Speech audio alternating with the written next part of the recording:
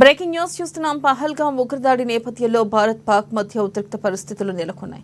ఇరు దేశాలు పోటాపోటీగా ఆంక్షలు విధిస్తున్నాయి. ఈ క్రమంలో దయాది దేశం తమ గగనతలంలో భారత విమానాల రాకపోకలపై నిషేధం విధించింది. దీంతో భారత్ కూడా ధీటుగా స్పందించింది. పాక్ విమానయాన సంస్థలకు భారత్ గగనతలాన్ని మూసివేసింది. ఇందుకు సంబంధించిన నోటం జారీ చేసింది. ఈ నిర్ణయం ఏప్రిల్ 30 నుంచి మే 23 వరకు అమల్లో ఉండనుంది.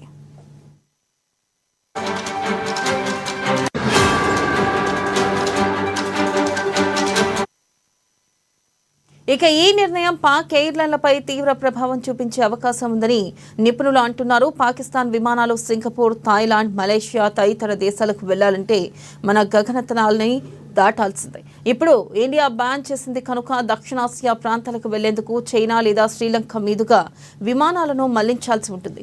అప్పుడు ప్రయాణ సమయం పెరగడంతో పాటు నిర్వహణ వ్యయం కూడా తడిసి మోపిడవుతుంది.